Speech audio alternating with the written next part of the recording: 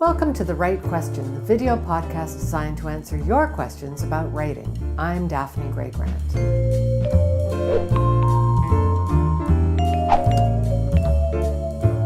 Today I'm answering a question from business communicator Kelly Hennessy, who lives in Halifax, Nova Scotia. Here's the question. Hi Daphne, I'm Kelly. As you can see behind me, I have a bunch of journals, and these journals are filled with all kinds of things, work things, personal things, relationship things. And I have journals like this all over my house. I have them in my bedroom, I have them on the bookshelves, I have them right behind me. And I'm kind of worried that if I die tomorrow, I'm concerned that people will come across these journals and read things that will hurt their feelings or even maybe profoundly change how my relationship was perceived with them.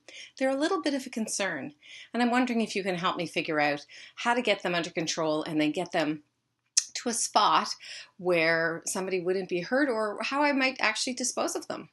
Just curious about how to organize this journal mess in my house. Thanks. Thanks for the question, Kelly. My heart clutched a little when I heard the recording because I have some of that type of writing lying around my house too, and I haven't figured out what to do with it either. After a little research, I found a very wise blog entry from Erin Dolan, a colleague of mine who runs a blog called Unclutterer. I've included a link below. She suggests that your decision whether to keep or dump the material should be based on your answer to the question, why did I write this in the first place? Here are the 4 reasons she cites. 1. To work through problems in your life. 2. To vent your frustrations. 3. To record messages to your future self. 4. To create a record that you were alive in that moment. Erin suggests, and I agree, that if the first 2 reasons describe your case, you should burn or shred the documents and not look back. But if the last 2 reasons fit, then you might want to keep the material. Remember that you can safeguard anything on a computer with a password. And if you want future generations to have access to it, remember to put a note about that password in your will.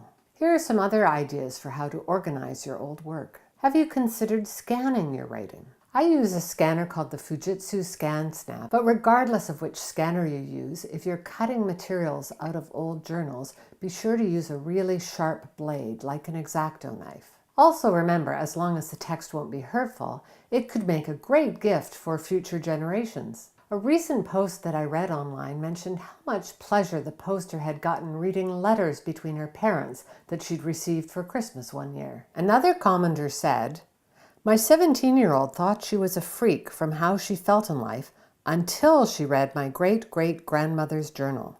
She commented on how she went through the same things back in the 1800s and how it must be normal." That said, many people who burn their journals feel nothing but relief, as though a big burden has been removed from their shoulders. Really, it comes down to you. Why did you write the journals in the first place? If you can answer that question, you should be able to figure out whether you should keep or burn them. Let me wrap up with a final quote from Erin Dolan in the event you do decide to keep them. Choosing to keep an object means that you're choosing to have the object be a part of your life. Put the journals on a shelf in a low-traffic area of your home and then read them when the mood strikes. Thanks for your question, Kelly. Good luck with curating or uncluttering your life. I'm going to wish myself luck with this project too.